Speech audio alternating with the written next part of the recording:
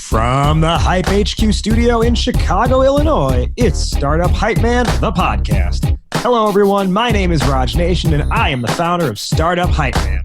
Fast-growing startups work with me because they want to become better storytellers. Whether that's for customers, investors, or a packed audience, they know that story is their ticket to stand out, stand apart, and change the game. And this podcast here is where I talk with entrepreneurs and leaders in the startup ecosystem, ranging from scale stage to early stage, as they share specific strategies that they have executed to stand out across three specific areas: sales, marketing, and people. Before we begin today's episode, remember you can head to startuphypeman.com and subscribe to the newsletter that doesn't suck. You'll get new podcast episodes and timely reads written by me, but also helpful articles from around the web and a notice of upcoming pitch competitions. All right, let's dive in and hear how today's guest is changing the game. Ladies and gentlemen, making his way to the microphone from Brookings, Oregon, and currently residing in Austin, Texas. He is the founder and chief prospecting officer at Blissful Prospecting. Please welcome Jason JBay. Awesome, dude. I love it. I've been trying to bring the JBay thing more into the public realm. So this is good, man. I think in all your videos, what you need to do is take that old Hurricane Chris song, A Bay Bay, and then just dub AJ Bay and have that be like the lead in and lead out to your videos you put online. Dude, so many people growing up would do that. In college, I think, AJ Bay, AJ Bay. And people call me Bay in high school, or they call me Jay. My dad doesn't even call me Jason. I think my mom and Sarah, my wife, are the only people that call me Jason. Everyone else usually calls me JBay. That's funny. I call you JBay like colloquially, but I definitely feel like I talk about you as Jay. I think because I talk about you to people who don't know you.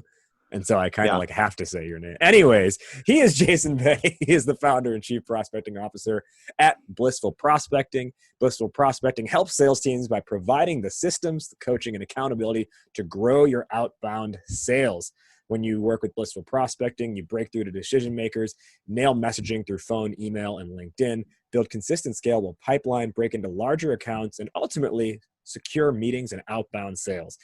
Now, Jason is kicking off our season premiere here, season 14. I'm so excited to have him on because we're in the midst of this Blissful Prospecting Think Outside the Script Summer Virtual Tour, which you'll hear a lot more about as the episode progresses. But specifically, this is Jason's fourth appearance on the show, if you can believe that. You are the first four-time guest. Is that good or bad? To like Michael Jordan status, I think. Okay, that's good. It's good because I tend to not want to repeat guests unless I'm like, no, but I know we'd have such a good conversation that it's worth having them on again about a different topic.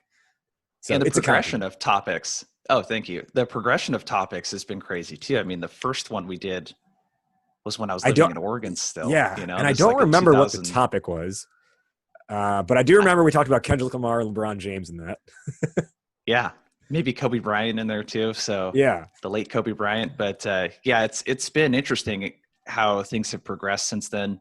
Just for me personally, that we might get into, and then also, we didn't even have this business. But Blissful Prospecting wasn't even a business. Yeah. At that time, and to have the conversations documented is kind of cool. Every now and then I'll go back and listen to some old stuff. Yeah, I sometimes I cringe at the old stuff I used to say, but oh, it's cringy, dude. It's cringy for me too. So this is his fourth time on the show. First time, again, I can't remember what we talked about. Second time was about his run at stand-up comedy. Third time was about almost 2 years ago, talking about prospecting. And then today we're going to dive even deeper into prospecting. And specifically, our topic today is 7 prospecting plays to land more meetings. Jason, why is this on your mind? Why is it important to you?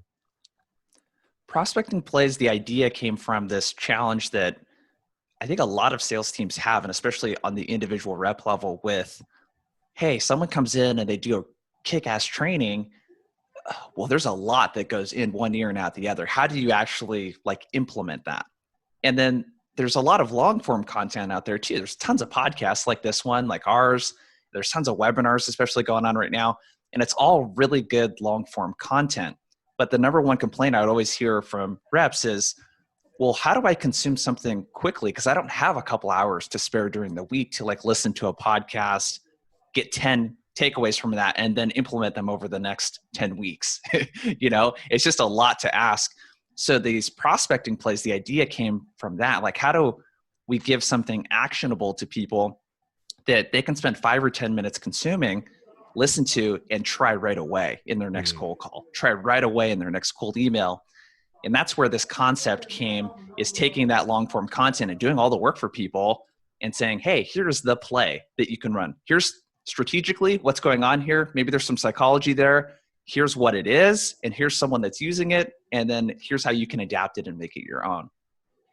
We're going to dive into each of these, and I hope we get through all 7 in the time that we have. If we don't, then this episode title was just a lie, and you'll have to follow up with Jason to get the rest of them. So before we go into the 7 plays, Jason, let's talk about – so, again, you've been on the show. This is your 4th time on the show. I, of course, know you super well, having known you for about 5 years now, almost exactly 5 years, actually. It would be 5 years in August.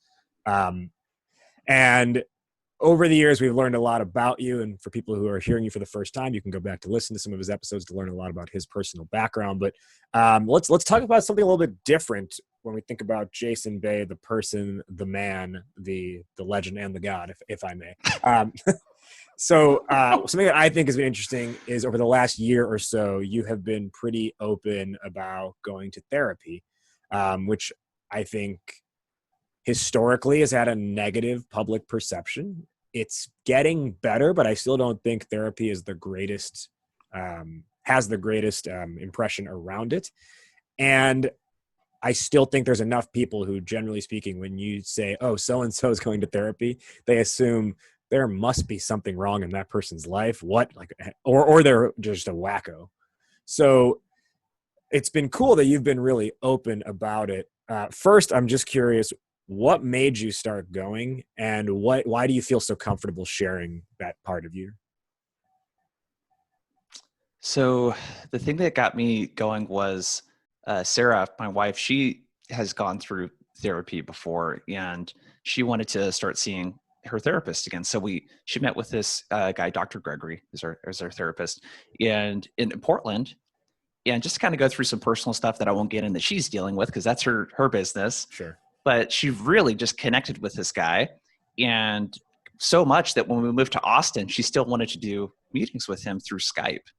And I was really curious. I've always wanted to try therapy because the people that I have heard talk about it were like, this is basically, you're getting life coaching from an actual person that understands psychology, though. Right? You're getting life coaching from a psychology, science-based perspective from someone that's not saying, I've lived this awesome life, here's how you can do it. It's no, like, let's help understand like your brain and your emotions and your body and like how everything's connected in the least like woo-woo way possible. Mm-hmm. So I'd always been curious. And then we weren't having problems in our marriage, but there were certain things that we couldn't just get through. And I'll just be candid with what some of those are. One of them was women's issues, right? And women's rights and all of that stuff. And me coming from a town of Brookings that you mentioned earlier, 5,000 people, it was, without getting political, I would say not a very open-minded place. And I was not really raised in a place that didn't value non-traditional gender roles. And that was my perspective my entire life. That's what I grew up around. All of my parents were like that. And my dad's not sexist or anything like that, but it was very traditional. And my friends' moms and dads were like that too. So that was the first like topic that we were like, we just aren't seeing eye to eye on this and can't really get past this. And I started going to therapy. And what I realized in that very first session was how my childhood and how I was raised, how all of that is like made me who I am today. And one of the big things that stuck out that's very related to prospecting, what we're going to be talking about today, which is why I'm so fascinated with it, is this concept of empathy and validation. And not empathy like you're seeing a lot in sales, like, oh yeah, I totally see where you're coming from. It's not the surface level of what to say. It's actually, hey, Jason, you don't understand your own emotions, dude. You know, the way that I grew up was, and you might relate actually, because I think a lot of sort of Asian families, especially ones that are either first or second generation, your parents are super strict, dude. And what happens with that is I was raised to be very humble, kind of like, and this is, I think, a generational thing with our parents' generation too. It's like be seen, not heard. Mm-hmm. So it wasn't like I didn't do well in sports and school and get recognition, but I saw what was rewarded in my family, and it was really being humble and not drawing extra attention to yourself. And the way that I internalized that was, it's not good if I do something bad and draw attention, but it's also not good if I overly celebrate something that went really well. Like I was valedictorian. I don't really talk about that a lot. I wasn't really like excited about that. In sports, I was first team all league in basketball. Didn't really talk about that or celebrate it. It's about the team. You know what I mean? That kind of thing. And what that like trained me to do was like really mute my emotions.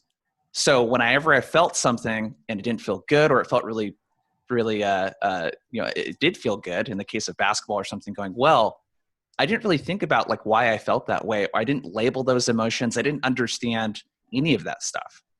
And where this came to a head with Blissful Prospecting actually was like a year and a half ago. I was really trying to up my game in the messaging area. And we worked with a consultant, and he was like, Jason, there's like empathy missing from this messaging. And I didn't know what the hell that meant. I'm like, empathy, how do you put that into a message? Like, what does that actually look like, feel like, sound like in a sales context? And through my personal journey in therapy of realizing that, hey, Jason, when someone rejects you, when they offer something and reject you, that like physical discomfort you feel in your chest, that you've also felt in other times in your life, like maybe when you got dumped by your girlfriend in high school or whatever, that's sadness. That's loneliness. That's what that is. Like those are the emotions that you were feeling, and you get very light versions of that getting rejected in sales, right? And it's understanding, oh, I feel this way. So that's the emotional validation part. I feel this way. It's totally normal that someone that gets rejected wouldn't feel good about that. So you're not crazy, Jason, for feeling that. Sit in that emotion and move on from there. And what that helped me be able to do was be like, hey, I'm experiencing this, and now I can move on. And it doesn't turn into this thing where I end up blowing up on someone, which is usually my wife, Sarah. Not like a yell at or anything like that, but I end up like being really impatient and really irritable. And that was coming from very bottling. Irritable when things are annoying me. Yeah. And it's like, that was coming from me not being able to understand what I was feeling, to be able to express that, to express my needs, to set boundaries with people, that kind of stuff. And like I said, it's helped me like literally 10x how I prospect, but also how I teach and coach this stuff. Because I'm finding that a lot of reps don't really have empathy either. They don't really understand what it means. And I'll give you a really practical example. When you call someone and cold call someone, you could tell they've been having a rough day, and they're like, dude, I'm super slammed right now. And then you just go straight into why you're calling versus be like, oh, Raj, I mean, it sounds like you're super busy, dude. I bet you got a lot going on. Like just like calling that out and like talking to them. I think the natural reaction is to be like, oh no, this will only take a second. Exactly. Think about what I want instead of, and this is the whole prospecting approach. It's this empathy-based approach that we teach where it's like, no, think about the other person first. So when someone says not interested and it sounds like they're being an asshole to you, like just think real quick, oh man, I wonder where Raj is coming from. He's probably having a crazy day right now. And talking to that, hey, I totally hear you. And I might feel the same way as you would if I was getting a call out of the blue from someone that I don't know. But hey, if it's cool with you, I did some research on you. I'd love to tell you why I'm calling and why I think would be a good fit to chat. And maybe you tell me if you want to continue the conversation. That style, that's actually one of the plays, is this permission-based opener, but everything is rooted foundationally in empathy and really thinking about how the other person's feeling and what state of mind they might be in, their situation. That's sort of a long-winded answer to your question, but this personal journey through therapy and like how that's connected to this is, I was just blown away when I saw that. I was like, oh, wow. Like these business problems that I have, and I think Zig Ziglar said this, are actually personal problems in disguise. Like what I wasn't breaking through to prospects was because of my own inability to actually break through and be emotional with people and be empathetic with them. Yeah, because at the end of the day, we are all talking to people, regardless of where they work. They're still people.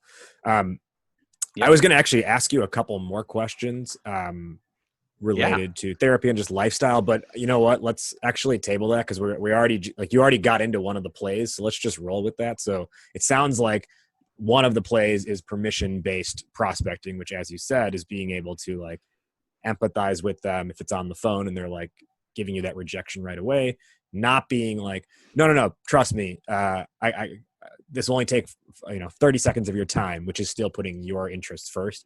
It's actually relating to them and being like, hey, that totally makes sense that you wouldn't be interested, because if it were me, I probably wouldn't be interested either. Is there anything more to say on that, or should we go to the next play? Yeah, with these permission-based openers, you might have seen like Sandler Training has like what they call an upfront contract. That's like a variation of this. But the main principle behind this that applies to almost everything you do in prospecting is ask for permission and do it often. You should actually ask for permission more in the process. And the psychology behind that, Chris Voss, everyone's talking about him. He's got some cool stuff on it. But the psychology essentially is that you're giving the person their autonomy. Like you're giving them a choice. And the thing that I like to think about, and again, that'll kind of lay a good foundation for these plays, is a few things. I like to think a lot about user experience. So you can use this concept called design thinking.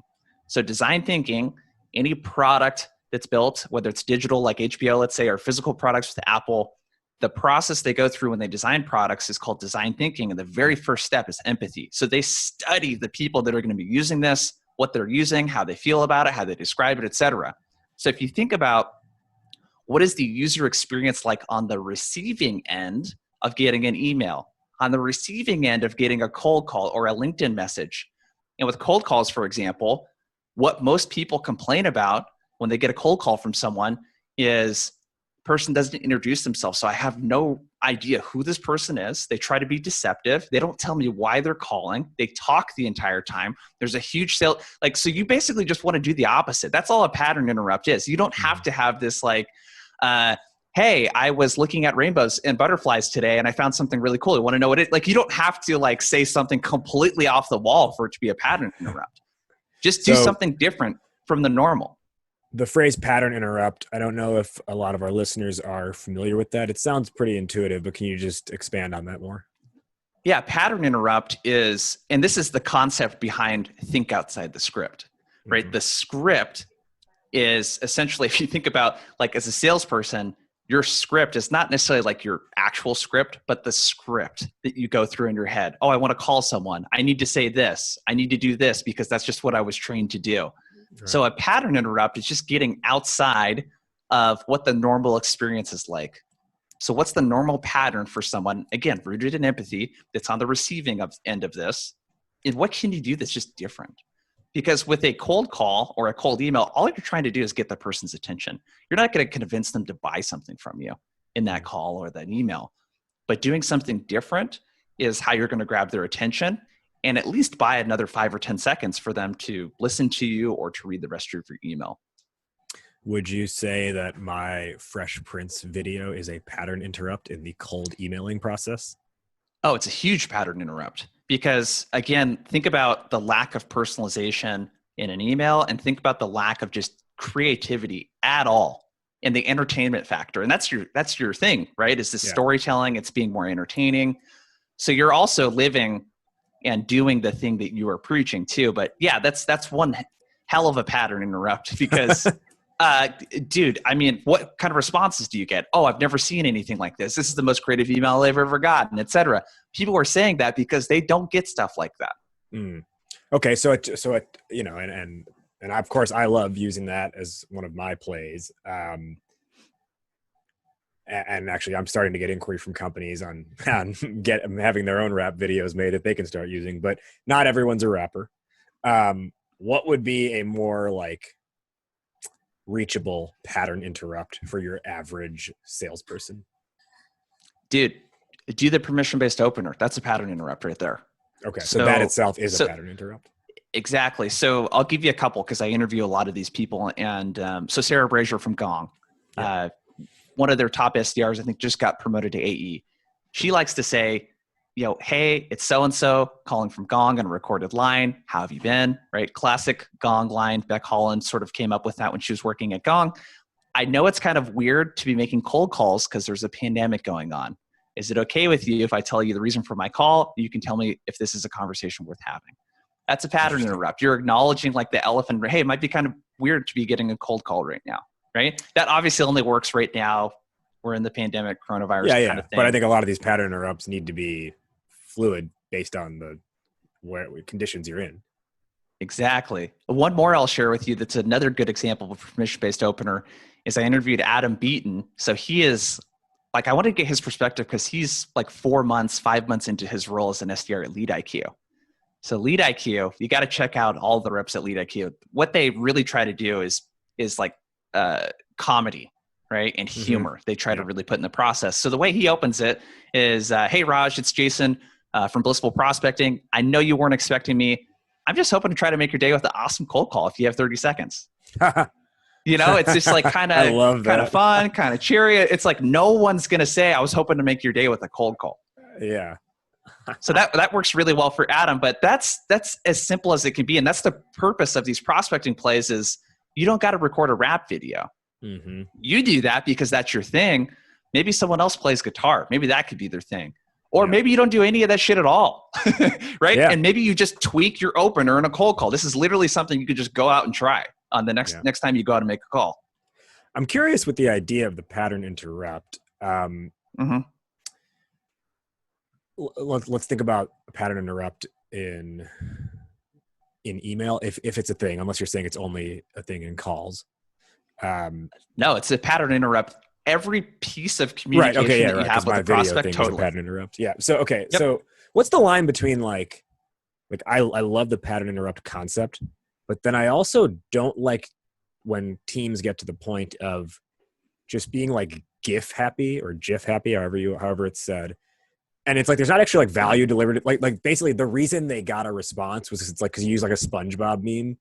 And it doesn't necessarily mean that you actually delivered value. The person was just kind of like, fine, I'll take a meeting. You know, is that okay? Because my stance has always been like, I don't want a meeting just because like I threw a meme out there, you know?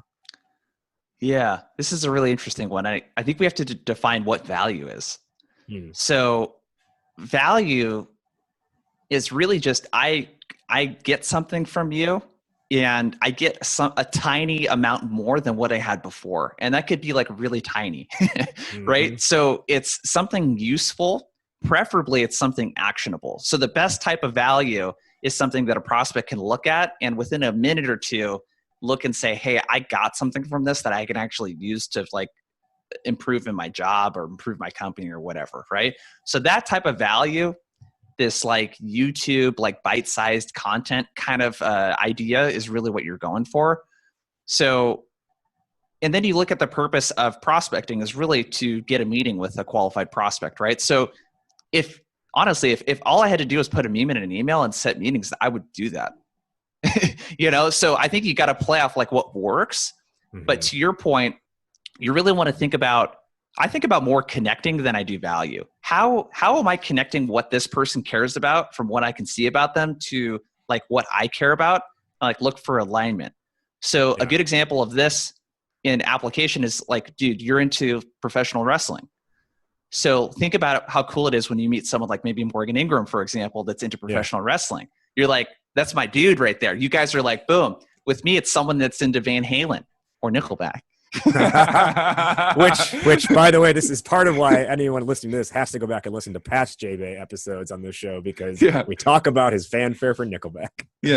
So you want to find those things that your prospect, like that's really the connection part of it, the relevant part of it that people keep talking about is how can I on their LinkedIn profile or whatever determine what this person finds really important and what they value and then connect that back to what I'm saying. And for you, it's storytelling, right? So if you tell a good story or if you can identify things that indicate that storytelling is important to them or the things that they get from storytelling, and then you share a cool story, like an example of what that looks like, people are like, oh yeah, this guy gets it, right? He's one of us.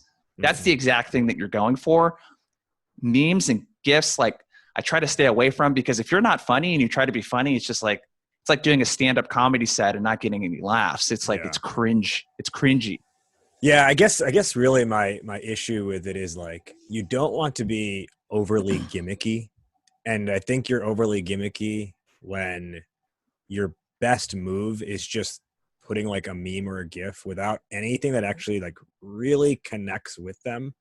Cause then I think you're just kind of like that person on the side of the road waving like the, car wash sign, where it's like maybe someone, maybe people will respond. Maybe people will go into that car wash, but what do you actually like? What do you actually know about that person? What are you actually doing that makes them care? Exactly. Okay. So prospecting play number 1 was permission-based openers. That took a hell of a long time for us to get through. So we're going to have to bang through a couple more of these relatively quicker, but let's go into what would be our second play. So play number 2 is soft versus hard call to actions. This is a cold email tip. So one of the things with prospects that they really get hammered with is meeting requests. Mm-hmm. And it's not about using a soft or a hard one. It's about using both. The data will show that more open-ended call to actions perform better right now from Gong, but that just remember that's specific to like SaaS and things like that. So it depends on the industries that you're targeting too. But an example of a soft call to action at the end of an email is, hey, open to learning more. Does that make sense? Or does it make sense to connect? Excuse me. A hard call to action is, can I get 15 minutes of your time? Are you free to meet tomorrow at this time? Mm-hmm. So with your emails, if you try to use more of those soft call to actions, and Chris Von Huen, who's an AE at Xerox, shared this on the podcast. If you can use more of those softer call to actions at the beginning and then get a little harder with the call to actions towards the end, you're not going to burn the prospect out where you're like always asking them for something. So is that to say really that in the beginning of an email, you would actually have an ask and then you'd also close with an ask? Or are you saying in the beginning of a sales sequence, like your email is a soft ask, and then as you move down the sales funnel, because they've taken a meeting with you, then you get into hard asks? Yeah, so the sequence. Sequence of emails. So like that first email, you might just be sharing, you might say, hey, I have this really cool storytelling framework that I want to share that these companies are using to do this. And the call to action could be, cool if I send it over to you. Mm-hmm. So it's like a really soft call to action to send them something valuable. It's not like an ask for their time. So just vary up your call to actions.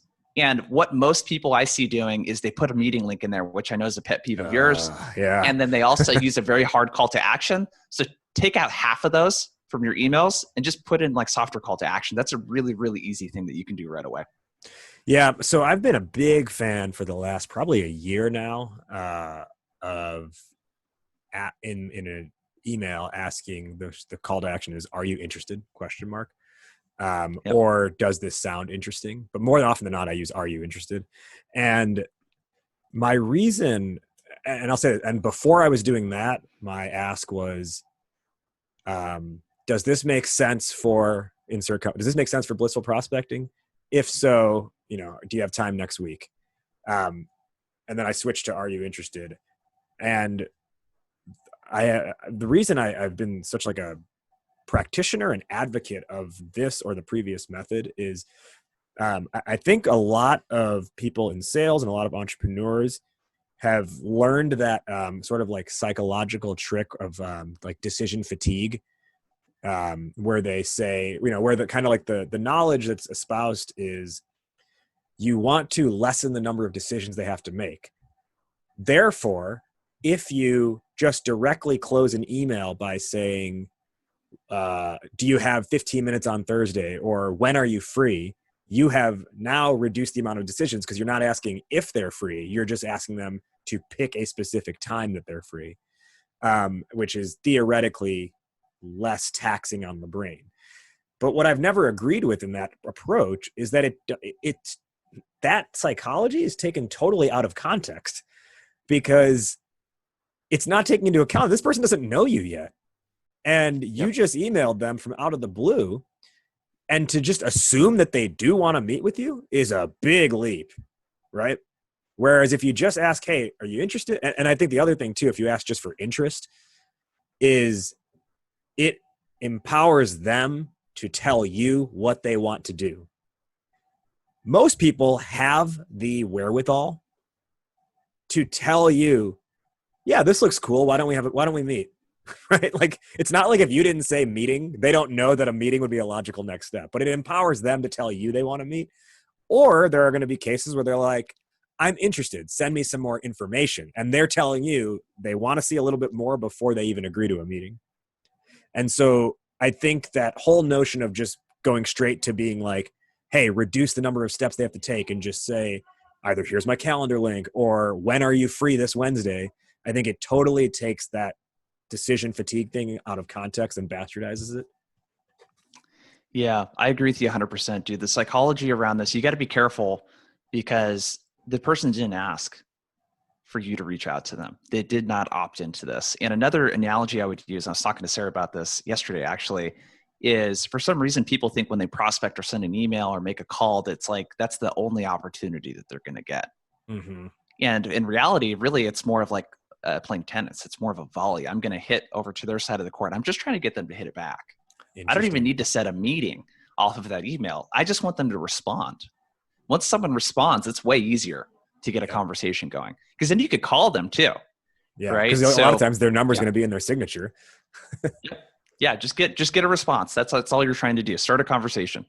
So prospecting play 2, soft versus hard CTAs. What's our third play? So here's another cold email one. This is a really super simple one. So play number 3 is short, punchy follow-ups. So when you send that first email with your video, the second email, all it's got to be is any thoughts, ? Raj. That gets a really high response because think about, again, user experience. If I open up an email chain and I see 5 emails from you and they're all really long-winded emails, I'm like, dude, I don't even want to look at this, right? Mm-hmm. Versus I get a couple short, choppy follow-ups. It's like, hey, any thoughts? Any thoughts on this? What did you think? Variations of those kind of things where it's like prompting them to look at the previous email without saying, did you get my email? It's like, yeah, they got your email. Yeah. But just short, choppy, any thoughts?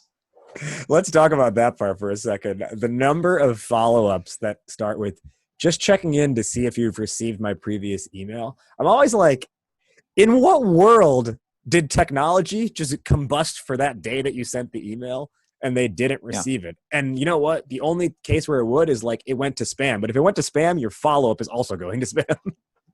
Yeah. And again, it's very self-serving. So you're not exercising any empathy at all of what it might be like for someone to receive that email and how it would make them feel.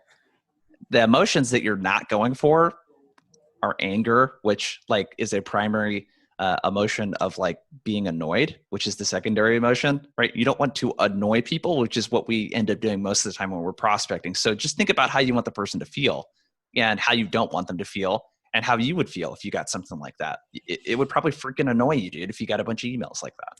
Well, and I think too, a lot of times when people, if someone is doing the just checking in to see if you got my last email, I can tell based on if someone's doing that. Chances are the first email they sent was not even worth responding to, which honestly, most times when I get that follow-up, the reason I didn't reply is like, yeah, I got your email, but there was nothing that made me compelled me to reply, which is why you haven't gotten a response from me. So I think it ties back to like, I think the any thoughts is like, it's got to come after an initial email that coming back to kind of one of our first points that actually made a connection with the person, but just perhaps they were too busy in the moment to whip up a reply. Exactly. So play number 4 is something very close along these lines. But one thing that I notice in the companies that we work with and the reps that we coach and the people we interview, there's something that like 3/4 of them have in common. And they run this play that originally started in combo prospecting, that book with Tony Hughes. But Alexine Moudwar, who you know and introduced me to, she came on the podcast. She calls it triple threat. So what I really like about this, it's pretty cool. So again, think about on the user experience side of the prospect. Most of the time when we're prospecting, we send an email. And they may or may not get it, right? And then we'll send a LinkedIn connection request a couple days later, and they may or may not get it. And then maybe we leave them a voicemail. They get that. And they're like, okay, whatever. They don't realize that you emailed them before and that you tried connecting on LinkedIn. So this concept is, well, what if I did, every time I reach out to someone, what if I did 3 activities every time? So what she does, she'll open up the person's LinkedIn profile. So that's a notification right there that the person viewed your profile.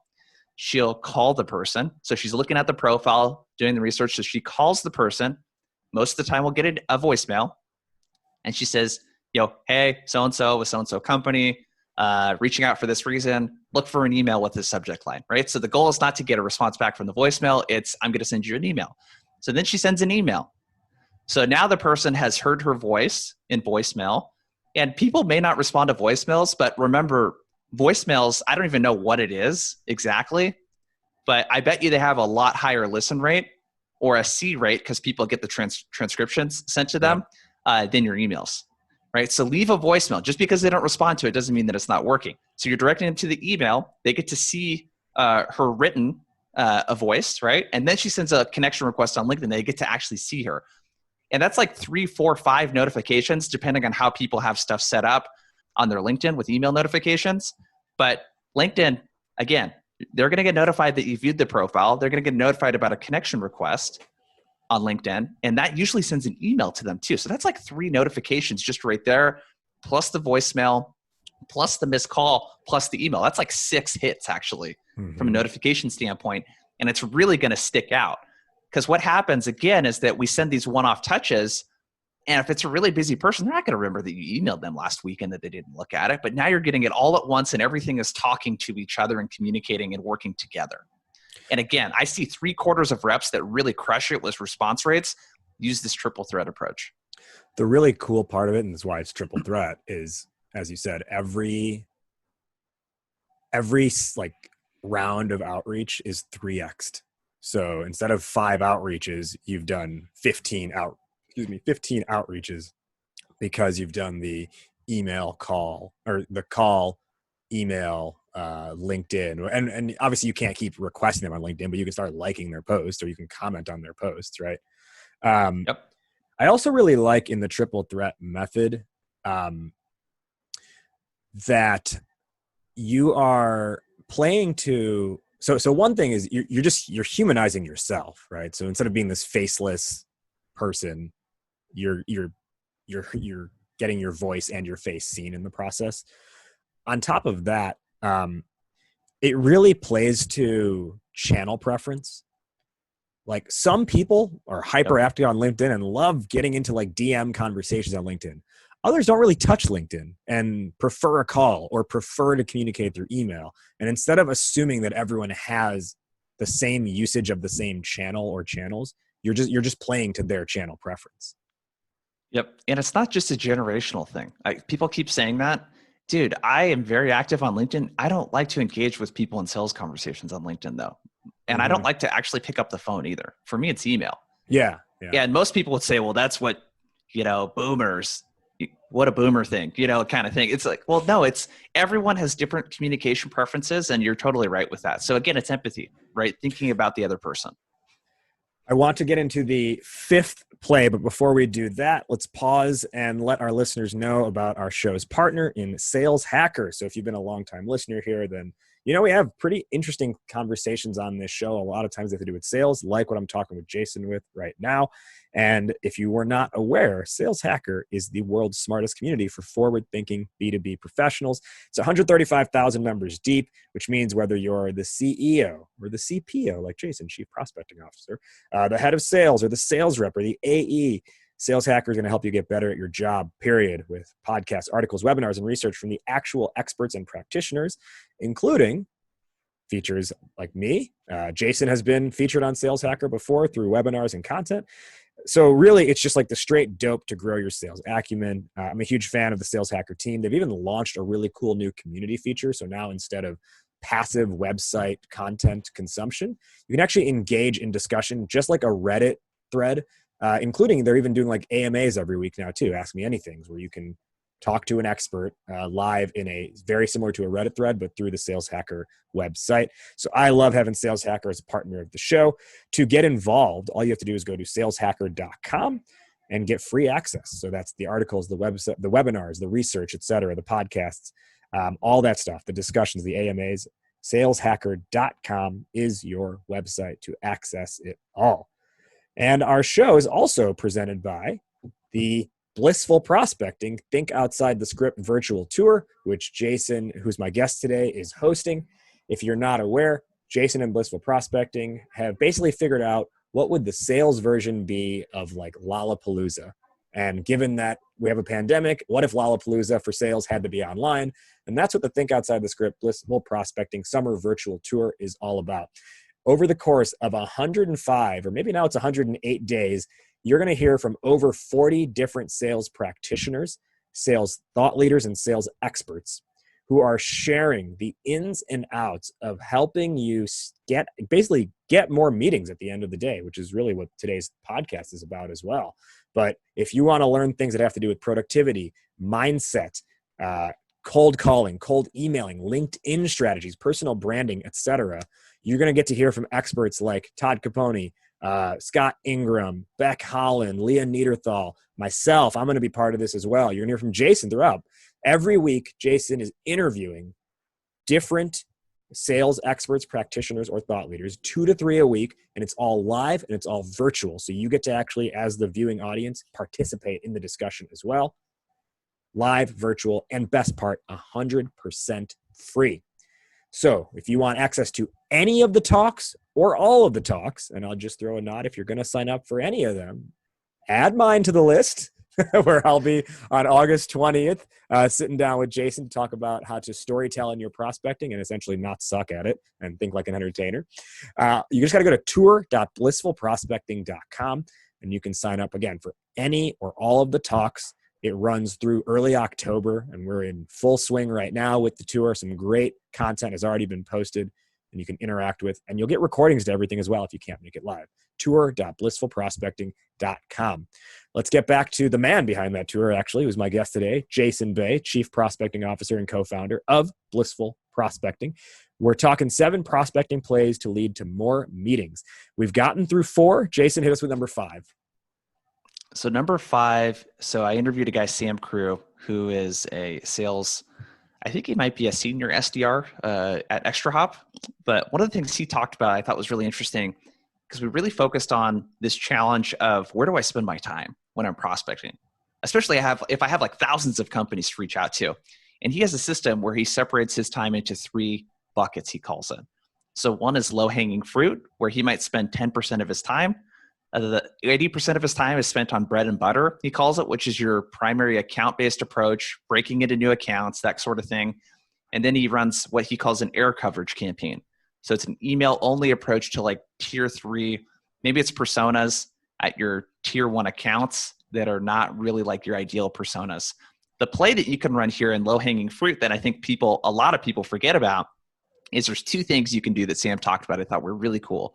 So one, in Sales Navigator, you can look for first and second degree connections of yours that follow your company on LinkedIn. So especially if you're working at a big SaaS company that's been around for a while, you'll have thousands of followers on the company page. And all you got to do is reach out to these people. Hey, I see that you follow our company page. That's like your personalization snippet right there in LinkedIn. And then you go into your value prop or the challenge or whatever it is that you want to talk about. But that's like hyper relevant because they follow the company page. It's a really, really easy way to open the door. The second thing that you can do that's pretty cool is you can prospect to people that are in your current accounts that you're going after that used to work at one of your current clients.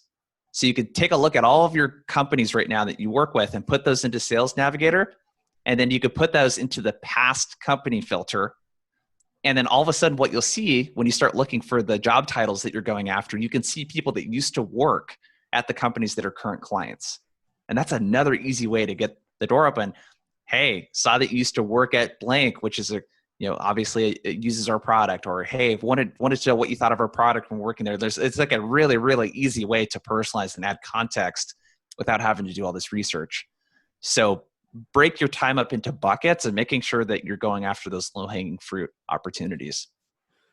What I don't want people to miss or gloss over as we have this conversation is, if you haven't seen the recurring theme yet through those first 5 plays, and I presume we'll carry into plays 6 and 7, is this is all, I mean, you could do one or you could do all of these, but the overarching theme here is that this is all an effort to make these not cold outreaches and make them as warm as possible, even if you've never met the person before. Yep. Absolutely. Hit us with number 6, Jason. Yeah, I think just quick comment on that. Like people really think that, oh, I have to engage people cold all the time. Well, yeah, I mean, you could do that, but there's ways that you can use some information that's at your fingertips, like to your advantage to make the conversation easier to start, you know? Mm-hmm. So number 6, this one's from Bilal Batrawi, who I interviewed on the show. Big fan of his. You got to follow him on LinkedIn. He's got some great content. But he's been, I think it was 6 times he's been on the founding team at a startup. So he's got a lot of experience kind of going through that process of having to build the process, coming in where a process wasn't existing. So he's always sold technology. And I think this is really relevant for the people that listen to this. They're selling SaaS. And there's this change that he talks about in this learning curve that people have with adopting new technology. So when you're selling a product, maybe that's kind of a game changer type of product that there isn't really something like it in their space, what you have to do is like really educate the audience. But there's a couple quick qualifying questions that you could ask in a cold email or in a cold call that would let you know, is this the type of company that's going to adopt new technology and try stuff, or are they not? And 2 questions that he likes to ask. So this would be like, hey, Raj, I do the intro, and you're like, cool, yeah, go ahead. Tell me why you're calling. So I might be like, hey, we have this challenge that a lot of people like you are experiencing. Here's something that we're seeing works well. By the way, what was the last product that you guys purchased, if you don't mind me asking? Or, hey, when was the last time you guys tried a new piece of software? What are you guys using these days? And if they're like, oh, no, we use the same stuff we've been using all along. It's like, well, that might not be a good fit for you. But if they're like, oh yeah, we're trying this thing right now with our sales engagement, or we're trying this marketing tool, you could get a better idea of like how resistant to change that this prospect might be, so that you don't have to waste your time going down this road with someone that's like on the technology adoption curve, like late stage at the very end, where they're going to be so resistant to adopting LinkedIn, let's say, for example, because they've always relied on phone and email, or they don't use Zoom because they've always relied on in-person meetings. You're going to run across those companies, when you're selling technology. And unfortunately, a lot of them are probably going out of business right now if they're not adopting those types of technologies. But that's a good play that you can run too. What would you title that one? Resistance to change. Resistance to change. Okay. Think we can squeeze in the 7th one? We're running low on time. All right. Get through it quick? Yeah. Lastly, so Kayla Citron-Thaler is how you pronounce her name. She's a BDR at Domino Data Lab. I call her Killa Kayla is the nickname I've given her. But hers is really simple. She has 35% plus response rates just because she uses a ton of videos. So when you send a connection request to someone, don't pitch in the connection request. But when they actually accept the connection request, instead of responding through text, send them a video. So the same thing that you might normally send, actually look at their profile, say, hey, Raj, I saw that this, and this is important to you. We're helping companies with this, or that have this type of challenge. Is this something you're running across right now? Video, 30 to 60 seconds. And she gets an incredibly high response rate by making it a video and like really leaving a really good first impression with the person versus just sending a generic text-based message. Another variation of that I've seen work really well, and it's worked well on me, is someone will send like a Loom video or a Vidyard where they're screen share looking at my profile, and they're like, hey, this is really impressive. I noticed you said this. I think there might be an opportunity because you said this thing in your profile. And I mean, I respect the hustle so much in that case that I'm like, yeah, let's talk. Like this is, you're taking time to think about me. Yeah. And that's actually the technique that she uses there, where she's screen sharing through Drift, I think she uses on the person's profile. So they're definitely going to see that, oh, this is personalized. So you're accomplishing the same thing that you would as if you were holding up a sign or a piece of paper or whatever with their name on it. I think part of that too, if you come back to like your first point about like the UX behind this, is what you have to realize when you go to that level to just try to get a meeting with them, the person on the receiving end of that is, in a way, a lot of them, and I know I think like this, I'm like, man, if this is the level of care they take in just reaching out to me, imagine what their product or their service might actually be like when I'm paying them money. Yep. No, absolutely. And it's this pattern interrupt. Who is sending personalized videos to people after they connect with them? Very, very few people are doing that. It's a really great way to stand out. They've already taken the time to accept your connection request. which usually only a third of people actually do that. And that's like good. That's like batting 300 in, in the majors. Yeah. So they've already taken the time to do that. Why not take 30, 60 seconds to just add some context real quick, record a video, and just blow them away? And like I said, she's getting 35% response rate. So this is like a more quality-based approach to prospecting versus playing this numbers game of how many people can I connect with. Oh, let me just ask you one quick rebuttal. I want a quick answer from you on this. What's your response to the person who says, yeah, that makes sense, but I have a quota to hit of number of people to reach out to. I can't do that. Like, that's going to take forever to do that. We'll figure out how to do it faster. A/B test it. I don't know, practice it. It's like the first time you played basketball or any other sport, it probably took you a long time just to figure out how to practice properly. Spend 30 minutes outside of your shift practicing sending vidyard videos and get better at it. I have no patience for excuses like that. It's like, dude, just try it. And if it works for you, it works. And if it doesn't, it doesn't. But there's no excuse for not trying. And don't be this person that only works like your 8 to 5 or your 9 to 5 or whatever. Spend 30 minutes outside A/B testing this alongside of what you're doing and build like a little mini case study out of it for your company and say, hey, when I do this approach, I get a 1% response rate. And I have to reach out to 10 times more people versus getting a 10%, 20, 30% response rate doing this. They're much higher quality. The AE loves the meetings more, et cetera. Like, you need to take it upon yourself to do that. And if you're too lazy to do that, I have no sympathy for you, dude. Yeah. Yeah. And it's like, okay, fine. But would you rather reach out to 100 people and get a couple responses, or reach out to 30 and get 10 responses and like your day is done, quote unquote, and maybe it's a larger conversation around what are you actually being like comped on? Is it number of outreaches or is it number of quality leads that are generated? Yeah. Most people are compensated based on meetings, right? So that quality-based approach, there's somewhere in the middle between 100% quantity approach and then 100% quality approach, right? There's somewhere a sweet spot there for you in the middle, and you got to play around and find it. But just think about those 100 people you reached out to and only got one response. What did the other 99 people think of you in your company?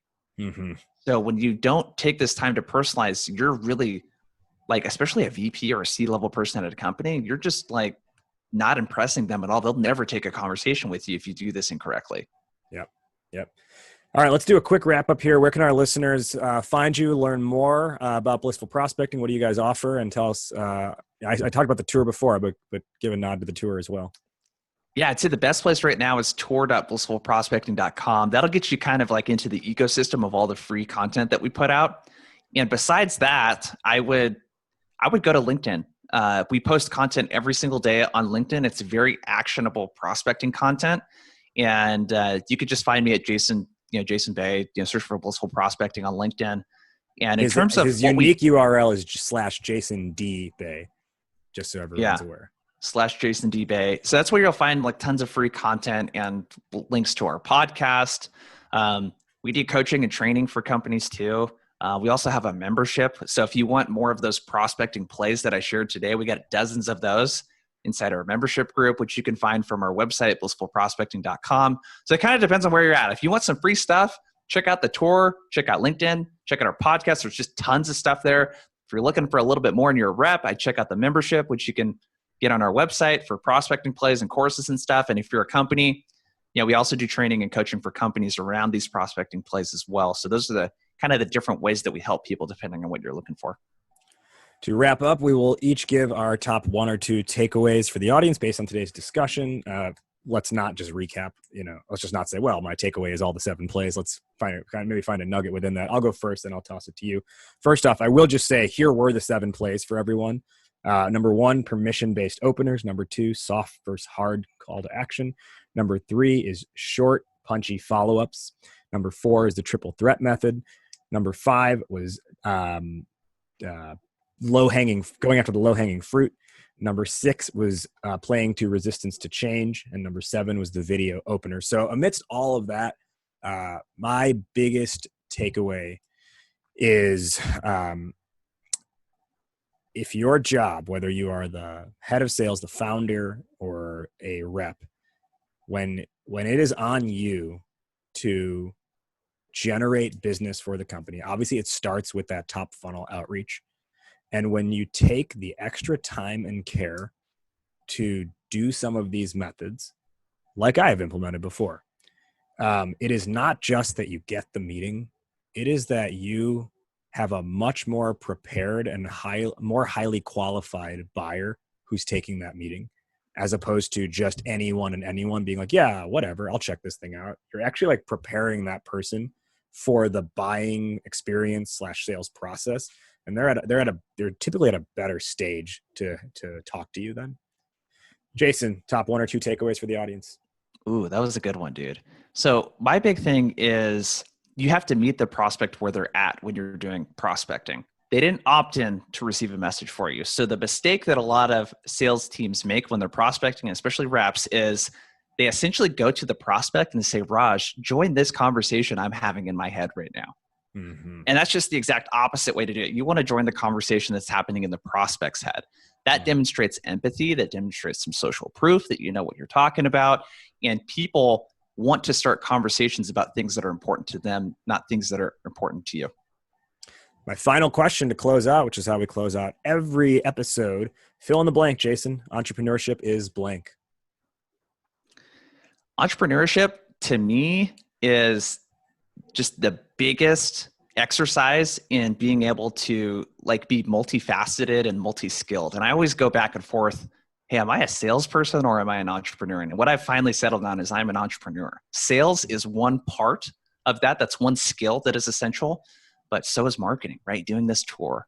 So is operations and delivering a good product or service, So to me, it's this being multifaceted, being multidimensional, not specializing too much in one thing is what for me, it means to be an entrepreneur. He is Jason Bay. He is the co-founder and chief prospecting officer at Blissful Prospecting. Again, check out the Think Outside the Script Summer Virtual Tour at tour.blissfulprospecting.com. Jason, thank you for kicking off season 14 of Startup Hype Man, the podcast. Thanks for having me on, dude. This is fun. And I look forward to your 5th appearance on the show, which I'm positive will happen at some point in the future. Take care. Yeah, you too. That wraps up today's conversation. Did you like what you heard? Startup Hype Man, the podcast, is available on every major platform, including Apple Podcasts, Spotify, Google Play, and more. So be sure to subscribe on your platform of choice and leave a rating and review. Do you want to be an upcoming guest on the show? Email media@startuphypeman.com with your idea, and my team will review. Our theme song is Change the Game by Jay-Z, all rights owned by Rockefeller and Def Jam Records. And hey, if you want to work together on making your startup story the only one that matters, email me at rajiv@startuphypeman.com. That's RAJIV@startuphypeman.com. Well, that'll do it for today. Thank you for listening. Thank you to today's guests for joining. You have been checking out Startup Hype Man, the podcast. I'll catch you next week. But in the meantime, word up, raise up.